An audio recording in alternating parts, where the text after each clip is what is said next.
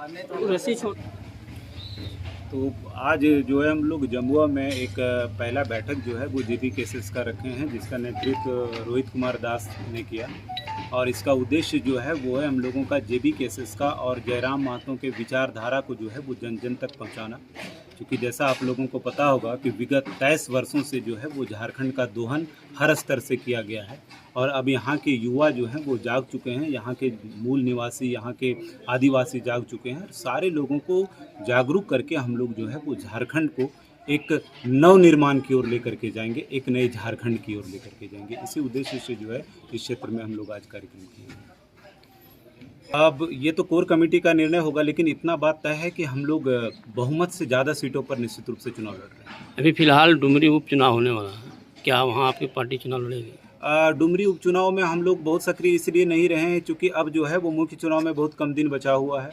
दूसरा एक बात और हम आप लोगों के माध्यम से कहना चाहते हैं कि जयराम महतो जो थे वो जगन्नाथ महतो जी जो थे वो हमेशा से 1932 और झारखंडियों को लेकर के मुखर रहे हैं, और हम लोग किसी भी हालत में जो है वो उनका सम्मान को ध्यान में रखते हुए इस सीट को जो है हम लोग छोड़ने जा रहे हैं। यानी स्वर्गीय महतो और आपके संगठन में तालमेल लग रहा है? बिल्कुल नहीं, हम लोगों का कोई तालमेल नहीं है। लेकिन विचारधारा में अगर यदि 1932 की वो बात करते थे, स्थानीय नीति की बात करते थे, नियोजन नीति की बात करते थे, तो वो तो हर झारखंडी के साथ हमारा साठगांठ है। उस तरह से देखेंगे के साथ मतलब पार्टी अगर यदि बेस पर दलगत लेकर के चलेंगे तो किसी तरह का कोई समझौता या किसी तरह का कुछ नहीं।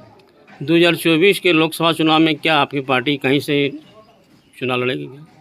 अगर यदि आप लोकसभा के बारे में पूछ रहे हैं तो हम लोग निश्चित रूप से 2-4 सीटों पर जो है वो चुनाव लड़ेंगे, जहां पर चूँकि अगर यदि हम लोग अपनी बातों को दिल्ली तक पहुंचाना चाहते हैं, जहां से जो है वो बहुत सारे नियमों का और मैंने क्या कहते हैं संविधान तक अपनी बात को पहुंचाना चाहते हैं, तो निश्चित रूप से हम लोग उस चुनाव को लड़ रहे हैं। लेकिन 2024 का जो विधानसभा चुनाव होने जा रहा है उसमें हम लोग बहुत सक्रिय रूप से भाग लेने जा रहे हैं, ताकि एक बड़े बदलाव का जो है वो साक्षी बने झारखंड इस बार। अच्छा, ये स्थानीय नीति तो हेमंत सोरेन भी लागू पक्ष में है, उनके पक्ष में, तो हेमंत सोरेन और आपके बीच में कितना भिन्नता है? हेमंत सोरेन और हमारे बीच में भिन्नता ये है कि वो काम तो कर रहे हैं कि 1932 के बारे में वो एक एजेंडा बना करके लोगों तक लेकर के आ रहे हैं, लेकिन उनकी इच्छा शक्ति इतनी कमज़ोर है कि बार बार जो है वो ये नीति जो है वो लागू हो नहीं पा रही है। वो सिर्फ प्रयास करने का एक ढोंग कर रहे हैं, जो लगातार ढोंग दिख रहा है, लेकिन प्रयास जेन्युइन तरीके से किया नहीं जा रहा है। लोगों में गुमराह पैदा कर, निश्चित रूप से वो गुमराह कर रहे हैं, क्योंकि उनका जो अलायंस भी है वो राष्ट्रीय पार्टियों से है, और राष्ट्रीय पार्टी कभी भी जो है वो क्षेत्रीय हित नहीं चाहती है, वो तो दूसरे स्टेट का भी वोट को ध्यान में रख करके अपना काम को करेगी। तो उनका अलायंस, उनके जो पैर हैं कुर्सी के, वो अलग अलग जगहों पर हैं। तो 1932 जो है वो सिर्फ उनके लिए एक एजेंडा है, इसके अलावा कुछ भी नहीं है। क्या संगठन आपका जमुआ में जो है, जमुआ में जो रोहित कुमार दास के नेतृत्व में ये संगठन खड़ा हो रहा है, तो क्या आप लोग जमुआ को एगो विशेष रूप से देख रहे हैं? नहीं, ऐसी बात नहीं है। जमुआ ठीक है, हमारा एक पीक पॉइंट हमने जमुआ को सेलेक्ट किया है। जैसे जैसे दिन आएंगे हम लोग सारे विधानसभा में, और अभी हम लोग सारे विधानसभा में जा भी रहे हैं, क्योंकि आप जमुआ में इसलिए ऐसा लग रहा है कि जमुआ में ही सिर्फ है, बल्कि पूरे झारखंड में जयराम दा के विचारों को प्रसारित किया जा रहा है।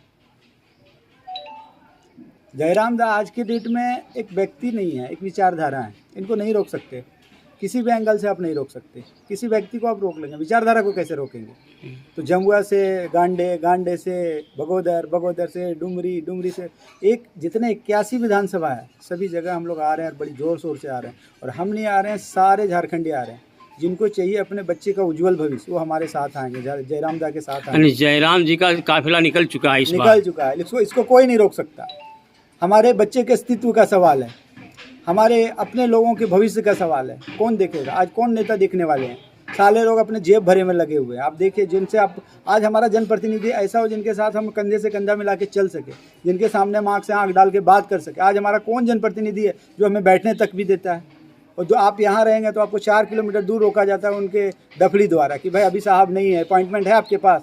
तो इस तरह की हम लोग को नहीं चलेगा। यहाँ झारखंड हमारा है, हमारे हक की बात होनी चाहिए।